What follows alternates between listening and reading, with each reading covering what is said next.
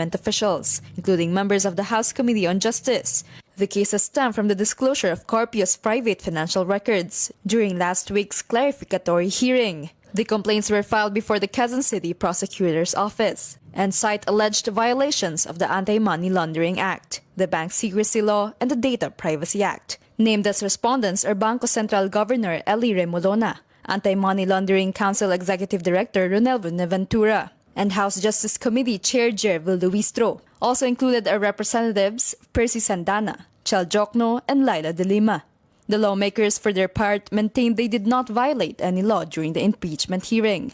Kampante po tayo na hindi yan magpo-prosper dahil wala naman po kaming linalabag na batas. Panglihis lang ito, pandagdag lang ito sa mga kaso ng mga final na nila sa Supreme Court. Ang tawag ko sa kaso na to, MEMA. MEMA siya kasi nga nadiin na sila ng ebidensya. May masabi lang, may exemption talaga pagdating sa impeachment cases sa coverage ng Bank Secrecy Law. Ang binigay sa amin na kapangyarihan ay mismo galing sa ating konstitusyon na mag-conduct ng hearing at mismo sa rules ng House ay meron tayong power to compel production of documents and witnesses.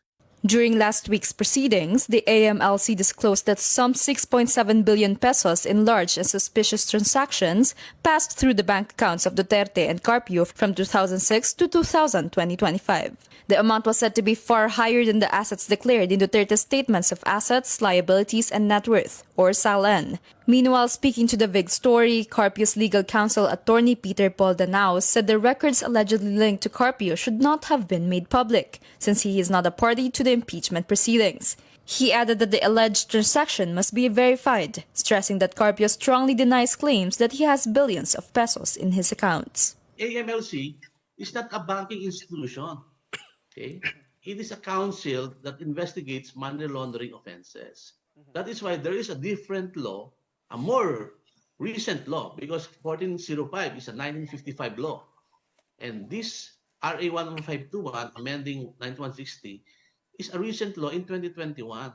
So precisely, this recent law governs the transactions or information gathered by AMLC. So it is our opinion, and I think the law itself is clear, that the AMLC is prohibited, absolutely prohibited from,